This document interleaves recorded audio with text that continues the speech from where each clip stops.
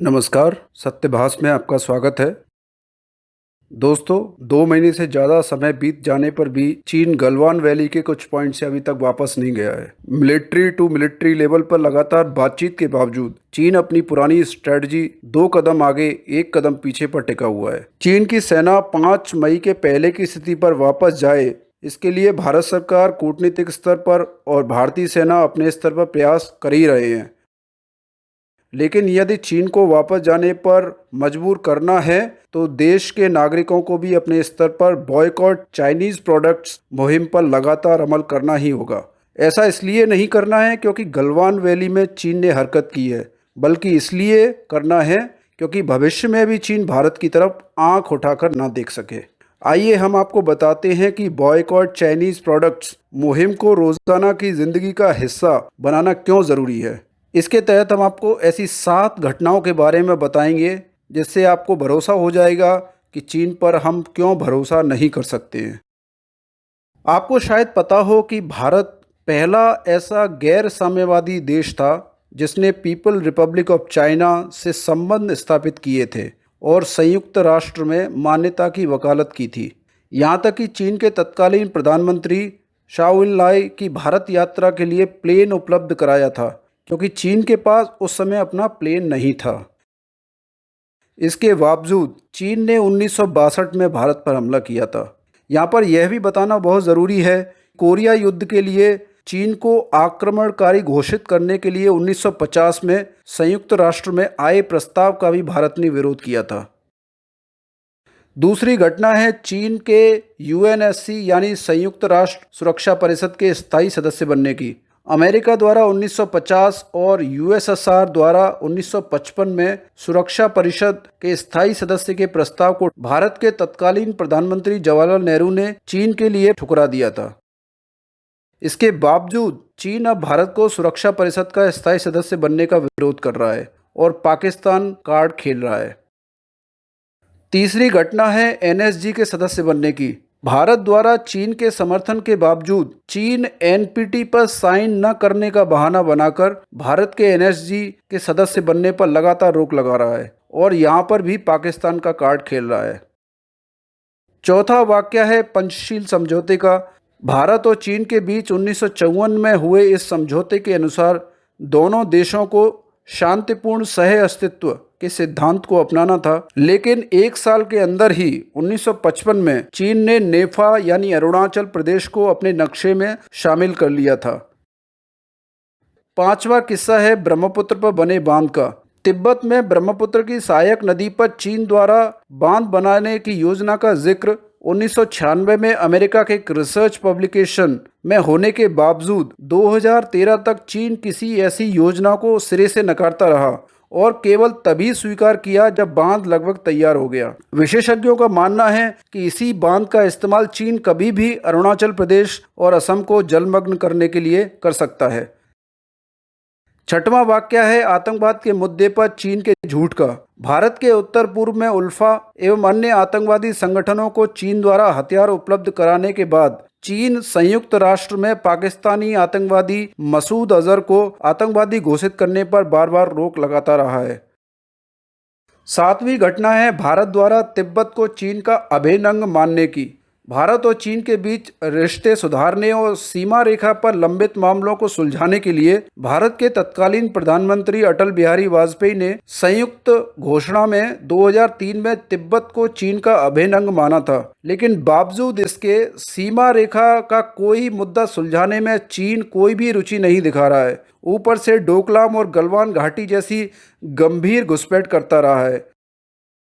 साथ ही अरुणाचल प्रदेश के निवासियों को स्टेपल्ड वीज़ा जारी करता है और अरुणाचल प्रदेश में अगर कोई भारतीय प्रधानमंत्री या कोई अन्य मंत्री वहां पर जाता है तो उसकी यात्रा पर अभी भी विरोध जाहिर करता रहता है। चीन का गैर मर्यादित चेहरा दिखाने के बाद अब हम आपको बताते हैं दूसरा कारण, जो कि है आर्थिक यानी इकोनॉमिक। चीन आज दुनिया में धौंस जमा पा रहा है, उसकी वजह है उसकी आर्थिक शक्ति यानी इकोनॉमिक पावर, और चीन की इकोनॉमिक पावर का सबसे बड़ा कारण है उसकी मैन्युफैक्चरिंग। 2018 के आंकड़ों के अनुसार विश्व में जितनी भी मैन्युफैक्चरिंग हो रही है उसमें से अकेला चीन 28% से ज़्यादा मैन्युफैक्चरिंग करता है। दूसरे नंबर पर अमेरिका है जो सिर्फ 16% के आसपास मैन्युफैक्चरिंग करता है। चीन में बने इन्हीं प्रोडक्ट को जब हम खरीदते हैं और हमारे देश का इंपोर्ट बढ़ता है, उसी पैसे से चीन अपनी मिलिट्री की पावर को बढ़ाता है। जो लोग ये कहते हैं कि भारत द्वारा इंपोर्ट बंद करने से फर्क नहीं पड़ेगा, उनको यह पता होना चाहिए कि चीन से सबसे ज़्यादा सामान आयात करने वाले देशों में भारत का 7वां नंबर है। यही कारण है कि भारत का सबसे ज़्यादा व्यापार घाटा यानी ज़्यादा इंपोर्ट और कम एक्सपोर्ट चीन के साथ ही है। और ये व्यापार घाटा साल 2000 के मुकाबले 45 गुना से ज़्यादा बढ़ चुका है। चीन के हिमायती लोग जो ये तर्क देते हैं कि भारत इंपोर्ट बंद कर देगा तो चीन भारत से इंपोर्ट करना बंद कर देगा, तो उसमें भारत को ही फ़ायदा होगा, क्योंकि जहां भारत चीन को कुल एक्सपोर्ट का सिर्फ 5% एक्सपोर्ट करता है, वहीं कुल इंपोर्ट का 14% अकेले चीन से इंपोर्ट करता है।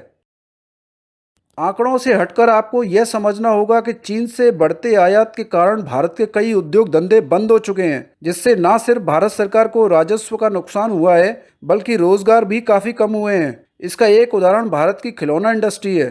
एक रिपोर्ट के अनुसार 1996-97 में भारत ने 245 करोड़ रुपए के खिलौने निर्यात किए थे, जबकि सिर्फ 53 करोड़ रुपए के खिलौने आयात किए थे। आज हालत ये है कि भारत 10,000 करोड़ रुपए से ज़्यादा के खिलौने आयात कर रहा है। उसमें से अकेले चीन से 94% से ज़्यादा आयात हो रहा है।